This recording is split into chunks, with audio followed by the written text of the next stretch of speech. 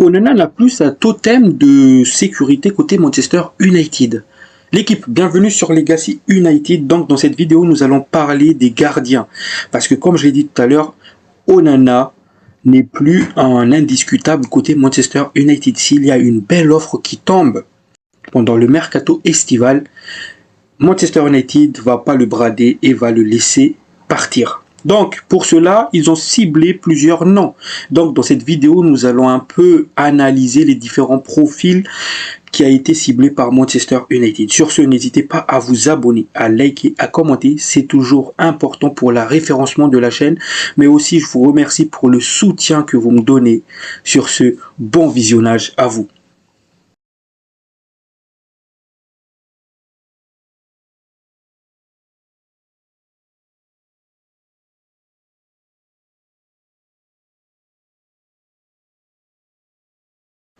La famille, bonjour à vous, j'espère que tout va bien pour vous. Pour ce qui est de ma part, je vais bien. Donc, comme je l'ai dit en introduction, dans cette vidéo, nous allons parler du gardien de but qui est devenu un poste priorité côté Manchester United où il faut absolument un achat de gardien de but parce que le board perd de plus en plus confiance en Onana. Pour rappel, Onana, on l'a acheté à plus de 50 millions d'euros.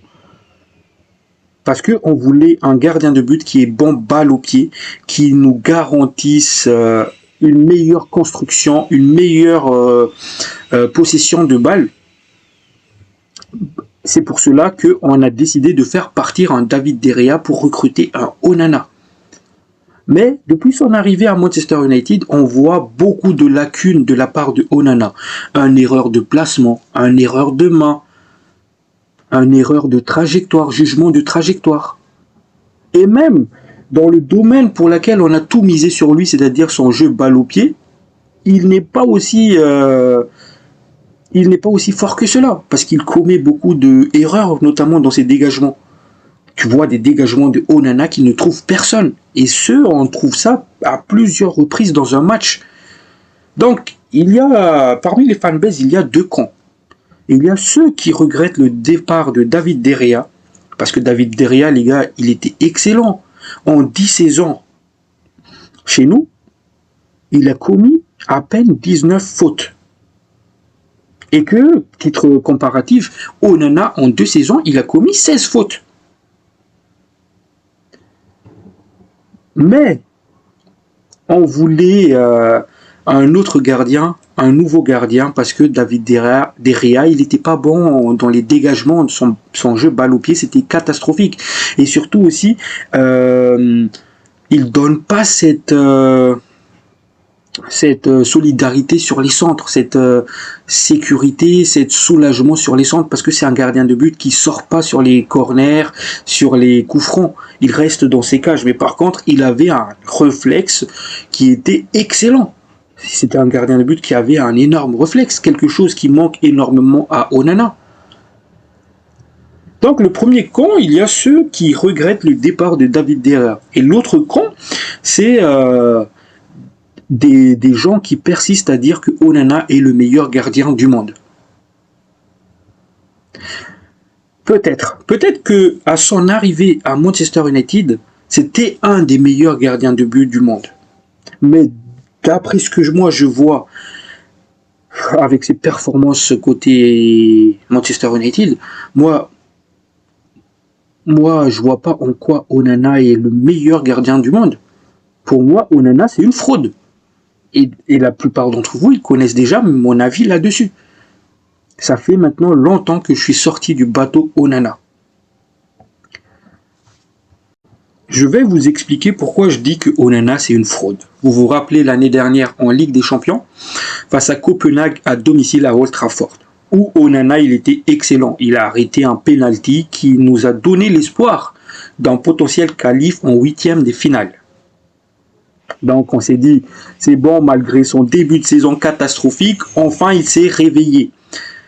Mais le match d'après, toujours en Champions League, il a commis 2 bourdes sur un coup franc de Ziyech où il avait tendance à anticiper le tir. Et au final, la balle elle était déviée, elle rebondit au sol et but. C'était à peu près le même but de Almada au match aller. Et ce qui me saoule dans l'histoire, c'est que Onana, il répète les mêmes erreurs systématiquement. Face à Galatasaray, face à Lyon, c'était exactement les mêmes buts. Même situation. Quand est-ce qu'il va apprendre de ses erreurs? C'est un gardien de but qui va pas vite au sol, c'est un gardien de but qui a pas beaucoup de réflexes. C'est un gardien de but qui prend beaucoup de risques. Mais encore une fois, s'il prend beaucoup de risques, mais il assure derrière, c'est pas grave. Et c'est un gardien de but qui anticipe trop les tirs. Il suffit juste que la balle elle est déviée, Onana il est déjà parti. Soit il anticipe trop, soit il anticipe pas assez. Un gardien de but, il doit savoir le juste équilibre entre trop anticiper et ne pas anticiper. En fait, il faut que tu trouves le juste équilibre. Parce que si la balle elle est déviée, tu pars dans le vent. Et ça, c'est quelque chose que j'ai remarqué dans Onana. C'est un gardien aussi qui n'a pas beaucoup de réflexes. Et c'est un gardien de but qui a tendance à ralentir le jeu. Bon, il s'est justifié à plusieurs reprises pour cela, en disant que je dois calmer le jeu pour que mon équipe reprenne le souffle, etc. Mais il y a des moments où il faut que tu arrêtes de perdre du temps. Où il faut que tu joues en une touche. Il ne faut pas que tu attends le pressing adverse pour faire la passe. Parce que des fois, en faisant cela, tu mets non seulement tes coéquipiers en danger, mais tu te mets toi-même en danger. Donc c'est pour cela, c'est ensemble de plusieurs facteurs qui fait que pour moi Onana c'est pas le gardien de but qu'il faut à Manchester United. Et pour finir, Onana il est mauvais sur les pénaltys, pour arrêter les pénaltys. Et on a vu ça à plusieurs reprises cette saison, où il suffit juste que tu fasses en fin de frappe, fin de tir, et Onana il part. Donc face à des tireurs par exemple comme Fernandez qui a tendance à sautiller pour attendre au dernier moment avant de tirer, bah il y aura toujours un but. Il va toujours encaisser ce but-là. Parce qu'il part bien avant. C'est un gardien de but qui est mauvais sur les pénaltys. Et d'ailleurs, la majorité d'entre vous est d'accord sur cela. On préfère tous avoir un Bayindir si jamais Manchester United va au tir au but. Parce que Bayindir nous donne cette sécurité. C'est un gardien de but qui anticipe pas trop et qui attend vraiment au dernier moment pour plonger. Donc voilà. Donc qu'est-ce qu'il faut au prochain gardien qui va potentiellement venir alors? Quel genre de capacité, quel genre de profil on a vraiment besoin? Déjà, on a besoin d'un gardien de but qui est bon balle au pied. Ça va nous aider à sortir mieux la balle, à organiser justement le jeu. Il faut un gardien de but qui a une vision de jeu. Il faut aussi qu'on ait un gardien de but qui dit, malgré la pression, il est capable de bien distribuer la balle. Il va pas faire n'importe quoi, il va pas dégager tout devant, vas-y démerdez-vous, etc. On a besoin d'un gardien de but que, malgré la pression, il garde son sang-froid. On a aussi besoin d'un gardien de but qui est fiable lors des nuits européennes. On n'a pas besoin d'un gardien de but, ouais, nuit de Ligue des Champions, Ligue Europa, il craque, il passe à côté de son match. On a vraiment besoin d'un homme qui a une grande mentalité. Donc pour cela, Ineos, ils ont évalué plusieurs joueurs, plusieurs gardiens de but. Mais évidemment, l'arrivée de ces gardiens de but, ça dépendra du potentiel départ de Onana. Là, on parle là de l'Arabie Saoudite qui est intéressée par le profil de Onana et qui espère faire et qui va peut-être faire une offre pendant le mercato estival. On parle là de 30 millions de livres pour le prix de Onana. J'espère vraiment qu'il va faire ses bagages et partir en Arabie Saoudite. C'est bien l'Arabie Saoudite, les gars. C'est bien l'Arabie Saoudite. Comme ça, ça va nous donner l'opportunité d'acheter, de recruter un vrai gardien de but. Un gardien de but qui va vite au sol, un gardien de but avec de bons réflexes, un gardien de but qui est bon, balle au pied. Donc pour cela, on a beaucoup de noms sur la liste. Donc, le premier gardien sur la liste, c'est Juan Garcia. Manchester United est entré en contact avec l'entourage de Juan Garcia. Et Garcia a une clause libératoire de 25 millions qui passera à 30 millions pour les 15 derniers jours de la fenêtre de transfert. Alors, qui est Garcia? Garcia, c'est le gardien de but de Espanyol, un club en Liga. Et il détient le record du plus grand nombre d'arrêts en Liga cette saison. Et par contre, un potentiel transfert de Juan Garcia, ça risque d'être un peu compliqué parce qu'il y a le FC Barcelone et Arsenal qui sont dans la course. Garcia est reconnu pour ses compétences techniques et sa capacité à jouer sous pression, ce qui fait de lui un atout précieux pour n'importe quelle équipe. Et aussi, c'est un joueur qui aime arrêter des tirs de près. C'est un joueur avec un grand réflexe. C'est un joueur qui va vite au sol et il aime boxer la balle. C'est un joueur qui capte pas beaucoup la balle, mais il le boxe. Par contre, c'est un gardien qui me fait un peu rappeler à Vicario de Tottenham, dans sa manière d'arrêter les tirs. C'est un joueur avec un grand réflexe qui va vite, qui boxe la balle. Et il y a quelque chose qui me gêne un peu dans Onana, par exemple, c'est qu'il a toujours souvent, enfin, c'est quelque chose qu'il le fait souvent, c'est de boxer la balle ou le relâcher la balle, mais dans l'axe. Ce qui fait qu'il encaisse beaucoup de buts via cette erreur-là. Parce que c'est une erreur, même à l'académie, on ne vous apprend pas à relâcher la balle dans l'axe. Si vous n'êtes pas capable de le capter, mettez-le sur le côté. Boxe-le sur le côté. Du coup, c'est Juan Garcia, il aime bien boxer la balle, certes, mais il le boxe plutôt vers le côté. Ce qui fait qu'il n'y a pas un danger immédiat. C'est vraiment un très très bon gardien de but. Et comme je l'ai dit, il vaut à peine 25 millions d'euros. Ce qui fait que si on arrive à vendre Onana pour 30 millions d'euros, avec la somme pour laquelle on a vendu Onana, on pourrait l'investir dans Juan Garcia. Et Juan Garcia, ça sera un gardien de but qui va révolutionner Manchester United. Avec ce gardien de but-là, on aurait vraiment le dernier défenseur. Parce qu'un gardien de but, c'est lui qui est le dernier défenseur, le dernier rempart de l'équipe. Si l'adversaire, les attaquants adverses, ils arrivent à percer la défense, le gardien de but, il est là pour justement finir le travail. Et avec un Juan Garcia, on pourra améliorer cette stat de défense, parce qu'on a la pire défense actuellement. Donc voilà. Donc d'ailleurs, c'est le choix que je privilégie le plus, hein, Juan Garcia. C'est un profil jeune, 22 ans il me semble, espagnol, et qui est vraiment bon. C'est le piste que j'adore le plus. Évidemment, il y a d'autres noms qui figurent, notamment celui de Lucas Chevalier de Lille, celui de James Trafford de Burnley et celui de Sam Lemers de Royal Anderlecht. Il y a aussi celui de Zion Suzuki de Parme. Mais c'est des profils que tout le monde connaît, parce que j'arrête pas d'en parler dans mes vidéos news mercato. Donc je vais pas trop entrer dans les détails dans ces joueurs-là. Mais en tout cas, Juan Garcia aussi, ça fait partie du liste. Sur ce, on enchaîne.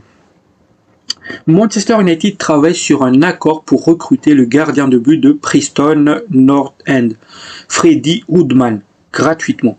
Il remplacerait Tom Heaton qui devrait quitter le club cet été. D'ailleurs, donc, vu que Tom Heaton, il va partir à la fin de la saison, donc lui, il va rentrer dans cette rotation, dans cette liste. Je pense qu'il va venir en tant que troisième gardien de but. Il vient pas pour être titulaire, les gars. Voilà. Woodman, il va juste venir pour remplacer un Tom Heaton pour être dans la rotation des gardiens de but. Rien de plus, rien de moins. Donc, on enchaîne. Le gardien de Brighton, Carl Rushford, 23 ans, fait partie des options étudiées par Manchester United.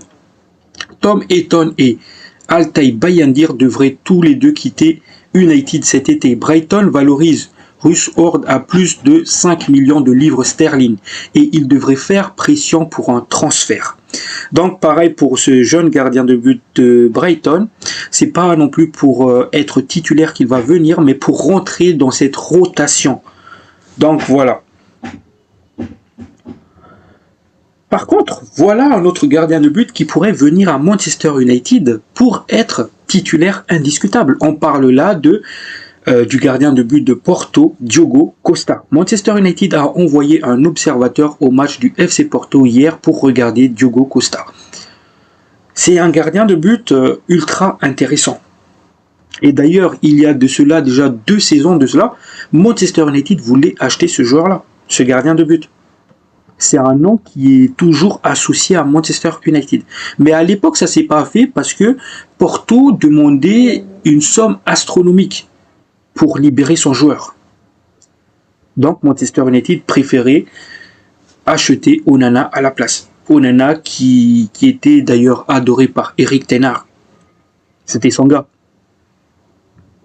Mais cette fois-ci, peut-être qu'on va pouvoir recruter Diogo Costa. Parce que là, en ce moment, le somme demandé par FC Porto pour relâcher son gardien de but, c'est la somme de 50 millions d'euros.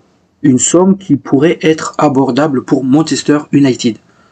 Et pareil, c'est un gardien de but qui a beaucoup de capacités, c'est un gardien de but qui est bon pour arrêter les tirs, qui est bon balle au pied, qui est bon dans les pénaltys. Donc c'est un gardien de but complet aussi qui a une grande vision de jeu. Donc voilà. Et pour finir dans ces rumeurs de transfert sur le poste de gardien de but, on parle là aussi de João Santos, le jeune gardien brésilien de 22 ans. Impressionne avec Francfort, son contrat avec le club allemand court jusqu'en 2030, mais plusieurs clubs anglais s'intéressent à lui. Manchester United et Tottenham ont déjà entamé des discussions pour un potentiel transfert. Et oui, parce que parmi tous les gardiens de but actuels, João Santos prend de plus en plus d'ampleur côté Manchester United. Mais encore une fois, c'est un profil jeune, mais ça risque d'être compliqué de le signer. Mais en tout cas, Manchester United a déjà entamé des discussions avec l'entourage du joueur. Donc voilà, parmi tous ces noms-là, n'hésitez pas à me dire quel gardien de but aimeriez-vous voir côté Manchester United l'été prochain. Pour ce qui est de ma part, moi, en numéro 1, je veux Ruan Garcia. Parce que c'est vraiment un gardien de but que j'adore, qui m'impressionne. Ruan Garcia en numéro 1. Et en numéro 2, Lucas Chevalier. Numéro 3, pour moi, c'est João Santos. Et numéro 4, c'est vraiment Gion Suzuki. D'ailleurs, Gion Suzuki, c'était aussi un gardien de but qu'on voulait à l'époque, il y a 2 saisons de cela, quand il était au Japon. Mais on est là, on est intéressé par tel joueur, mais au final, le joueur, il ne vient pas. C'est toujours la même histoire. Donc, j'espère vraiment que on va faire venir des gardiens de but, parce que là, ils nous donnent des noms, etc., que on a déjà pris contact avec l'entourage du joueur, etc. Oui, mais on veut cette fois-ci voir le joueur à Manchester United. Pas de je veux, il faut donner, il faut payer la somme. Parce que j'ai vu aussi cette rumeur-là, si on arrive à recruter un gardien de but, Onana, il pourra partir. Parce que Onana, il l'a dit, si on n'a plus besoin de moi, je vais partir. Donc voilà, le message est clair. Maintenant, c'est à vous de faire votre boulot correctement. Sur ce, l'équipe, si ça vous a plu cette vidéo, n'hésitez pas à vous abonner, à liker, à commenter, ça fait toujours plaisir. Sur ce, la famille, prenez soin de vous, la paix sur vous. Ciao, ciao.